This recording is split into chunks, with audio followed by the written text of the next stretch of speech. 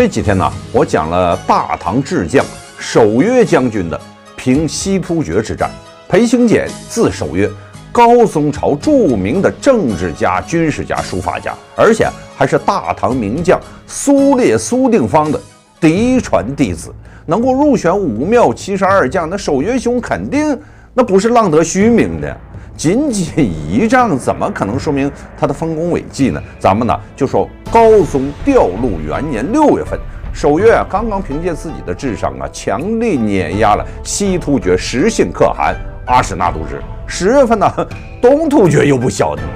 调鹿元年10月，一个震惊朝野的消息传来了：漠南单于大都护府下辖的东突厥阿史德文父、阿史德奉直两部一起造反了。突厥人的这次造反呢，与以往不同，不仅阵势极大，有24个居弥州的东突厥酋长们全部响应参与，聚集了数十万人马，甚至组建了领导班子，共同拥戴据说与史毕可汗血统上最近的阿史那尼舒普为可汗。更要紧的是他们击败了由漠南单于大都护府长史萧嗣业、右领军将军花大志、右牵牛卫将军李景嘉等统领的平叛部队，给唐军造成了重大伤亡，实在围虏所败，死者不可胜数。同时又成功煽动了契丹人和西人携手反叛。现在人家已经联手打到了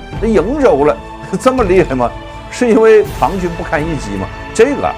还真不是，这是因为突厥本部进入汉地的时间已经长达半个世纪了，对中原文化已经比较熟悉了，对唐朝政府的公务操作以及唐军的作战套路呢，更是了如指掌了。之前出征的这个萧嗣业被一战击败，那就是很好的印证了这一点。因此想要平定如此了解自己的敌人，那真的是绝非易事。此外突厥本部所处的位置就在滨州、幽州的北部地区，在草原骏马的帮助之下，彪悍的突厥人可以直接威胁到唐朝腹地，甚至直逼长安。再加上突厥人如此大规模的叛乱势必会影响到邻近的契丹、西人以及漠北的回纥、东北的漠河等少数民族部落。如果处理不当，唐朝的整个北方领土将遍地烽火，叛乱四起。届时后果将不堪设想，大唐就会有这个全面崩溃的危险。情势危急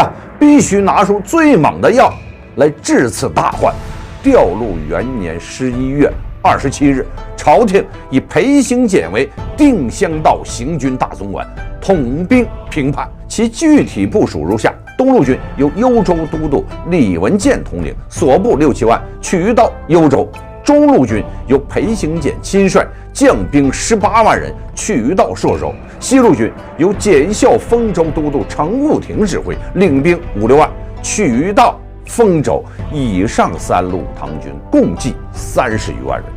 均接受大总管裴行俭节制指挥，史称唐氏出师之胜，谓之有也。各路大军是连绵数千里在裴行俭的调度之下，是有条不紊的前往各自的目标地域去直面他们的敌人。时至此刻，行军中的每个人都很清楚，这是攸关国家生死存亡的关键时刻在边境线上，他们不可再退，因为身后即是祖国。调鹿2年年初，裴行俭率军抵达朔州。突厥人很快就得到了这一重要情报。此时这个裴行俭已经是名声在外了，特别是其在西域智擒阿史那都支的事迹，更是在突厥人之间是广为流传，可谓是家喻户晓。然而这边的突厥人对于裴王人的到来却并不感到慌张，因为他们有着自己的制胜之道。跟绝大多数的破敌秘诀、武功心法一样，突厥人所谓屡试不爽的制胜之法其实同样它很简单，总结起来只有3个字，那就是结粮道。唐军与突厥骑兵不同，出战在外，他不能随便打个猎、烧个烤撒点盐就解决吃饭问题。唐军的士兵们那是要吃粮的，而且所需的粮食它还很多需要专人运输与护送，所以啊，在走到哪儿打猎哪儿吃的突厥人看来，那粮道呢就是唐军的命门呢。只要断了他们的食物来源，再能征善战的部队，不出5日，那必定崩溃啊！之前的萧思业大军就是这样被玩报销的。因而啊，这回突厥人准备故技重施，再来一次，让突厥人喜出望外的是，这一次来的唐军呢，似乎他也并没有吸取这个萧思业的教训呢，运粮队伍他已经暴露在了突厥人的伏击路线之上。裴行俭，你也有今天，看我这把不要了你的命！